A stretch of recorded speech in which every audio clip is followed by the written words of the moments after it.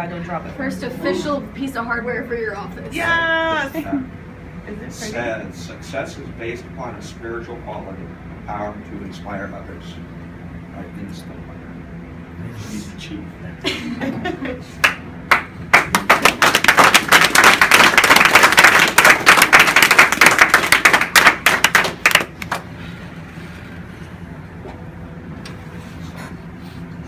I really don't know how I'm supposed to call any of that. Thanks a lot. Got it. So it's really cool that I get to be up here, guys. It's been like this entire a long time in the making. And for me, it's very important. Over the past few months, I've really had an awesome privilege to be in front of this room innumerable times. But today is really different for the first time because I got promoted.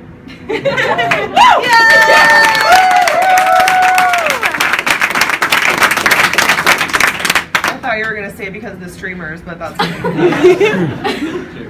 But you know, really today is just another part of the journey, so to speak. And don't get me wrong, I'm like incredibly excited and proud of this moment. It's something that will definitely value for a long time. But really, in the long run, the most rewarding part of this journey or adventure has been all of the people in life. So that's everyone in this room in some way or another. And how important is that to you? So you all aren't really co-workers so much as your family. And just like family, I'm incredibly blessed to have all of you. And I love you all. So, really, no matter how much I talk about this adventure, it really never becomes any easier for me. It's not something that I really enjoy doing. And for me, it's really just came after a lot of prodding by my mentors that I made a decision to really talk about it. And you know, really, what it came down to was at a certain point from first-hand experience, I kind of realized that sometimes my story and talking about it can motivate others, and even sometimes, you know, talking about the things that I've had to learn might help others achieve their goals. And as a manager now, that's really what my focus is and what I really want to accomplish. I just want to be able to take any experience that I've had and any know-how I've accumulated at this point to help anyone that wants to let me know. So that's really the big thing as far as management goes. You know, I talked about this during my assistant manager's speech, but some of you weren't here, you know, talking about what really motivates me, what I want next, but what I've learned. And really the big things I've taken away during the adventure is just, you know, the importance of setting really huge goals, finding your motivation, commitment, and then last but not least, my family, you guys. So the visions or goals I've had for myself since joining the company aren't really any different now. And really what it comes down to, and I'll talk about it, is being able to provide for everyone that I care about. So my literal family, being able to take care of them, but like I said, you guys. So it's not enough for me to be able to take care of myself, but as I've grown really close with a lot of people here, I realized that a lot of people have almost the same story as I do, and I don't want them to be in the position that I was in. I want them to have that potential, have that opportunity to hit their goals and take care of everyone that they care about too. So that's really what I've had to do along the way, is to grow that more. So starting with my story, I grew up in north central Massachusetts in a rinky-dink little town called Athol, A-T-H-O-L. All right, and yes, a lot of people would purposely mispronounce it. So, like a lot of towns in the area, they didn't really have a whole lot going on for it. In a lot of ways, time had passed it by, where it was formerly a pretty industrialized manufacturing town. Didn't have a whole lot of jobs. It was really just like a commuter town. And I grew up the oldest of 11 kids. So I have 10 younger siblings. And my parents really valued family. They really valued the responsibility of bringing their children up in the manner that they saw best. They didn't really want to, leave that in the hands of anyone else. So they felt it was their moral obligation to actually homeschool all of us. So every single one of my siblings and I homeschooled from kindergarten through high school.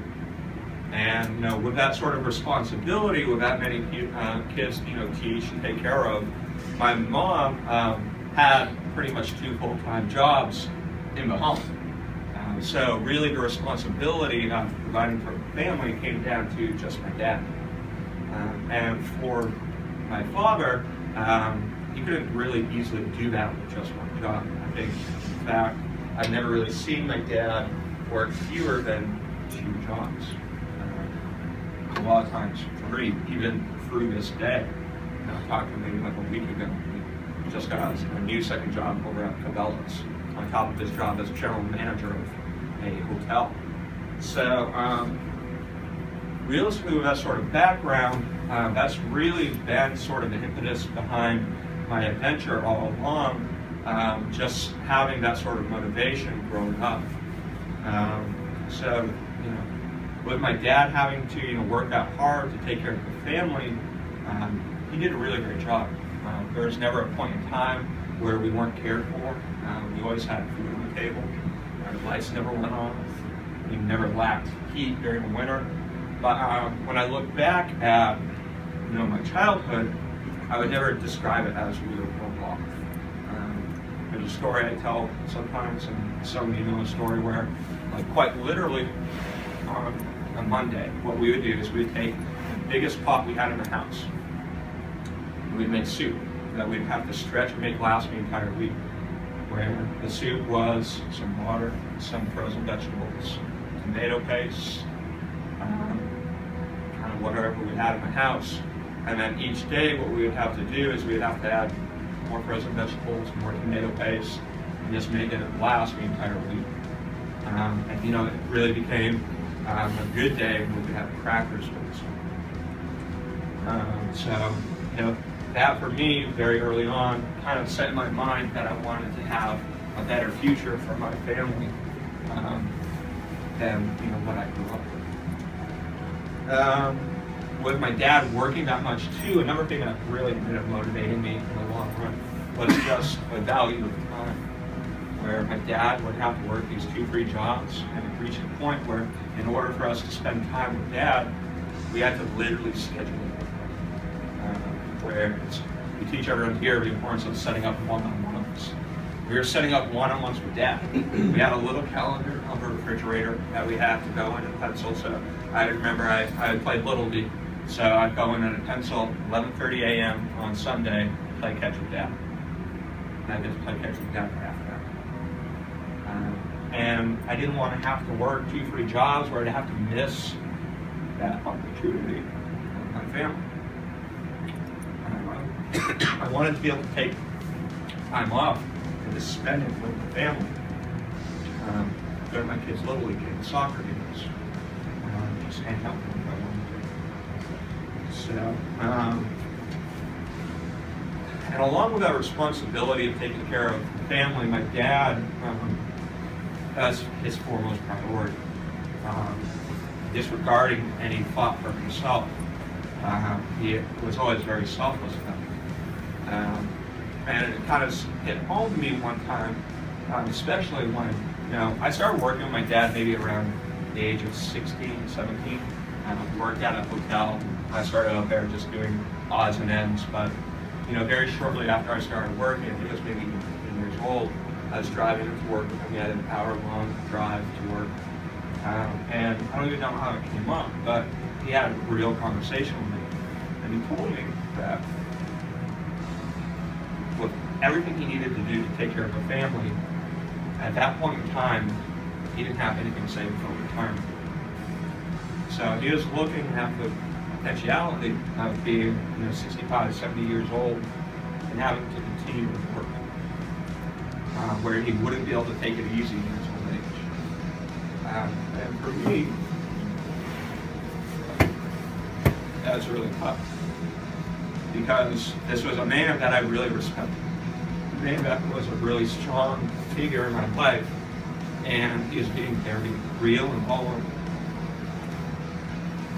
And that just added to my desire to being in a position where I could help take care of my family, where I could help Dad retire, or at least help him quit working too young from an early age to, put myself in a good position to do well and to, help my family.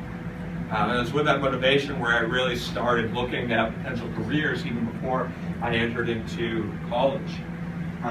One of the first things that I looked at doing was serving in our nation's government. So I studied political science. I saw it as an opportunity where I knew people who were doing that and were making a pretty good living. And I also saw it as a chance where I could actually help people, something that I really enjoyed doing. I had, at that point in time, the idea that our nation's government was there to help its citizens. So, I entered college, I started out in Northern Virginia. It was a small school, Patrick Henry College. I was only there for a year or so. I really didn't end up seeing it as being the best fit for my long-term goals. I didn't think it was worth all the money that's paid for a private school. So I went back home to Massachusetts, transferred to another small school, Fitchburg State College, continued my studies for political science there. After my last year of school, I ended up getting a paid internship with the U.S. Environmental Protection Agency. And I saw it as like a really cool way for me to get some experience and really test the waters of our nation's government and see if it was actually something that was going to be a good fit for me. And it kind of disillusioned me. I saw that our nation's government doesn't do anything very quickly. It's not necessarily always in the best interest of its people. And that was very frustrating for me. I wanted to have a bigger impact than that. I wanted to be able to help people in a much more dramatic fashion. So, after I graduated, I still looked at doing something in that field, just because I had studied it and see what I could make out of it. But I ended up just doing a series of dead-end jobs. I was a data entry specialist for the IRS. I was a snowboard instructor for a CEO. I was unemployed for like 8 months. And then it just really got to a breaking point where I was fed up with it. I was like, I don't want to invest my time in something that's not going to be fruitful for me, my family, and where I can't help anyone else. So I just started looking for any, job that I could get my hands on. It ended up being just a manual laborer's position. It was at a wholesale greenhouse. A lot of you guys have heard me talk about that quite a bit. But I started there just doing manual labor, filling pots with dirt, planting little baby plants, watering them, feeding them, watering them. But after I was there for maybe 3 or 4 months, they promoted me to a sales manager's position, and I was really excited about it. All I had really done at that point was worked really hard. It paid off in a promotion, and I knew that it would at least look good on my resume. But I was the only outside salesperson they had ever had, so I didn't feel like I was getting proper training. In the back of my mind, since I had gotten promoted so quickly, I was optimistic that maybe if I continued to work hard, maybe I could get promoted again.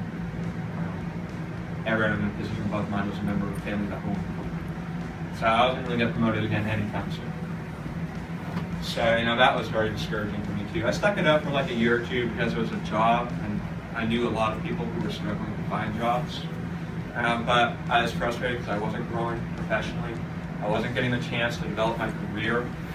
And one of the jobs I eventually came upon was for this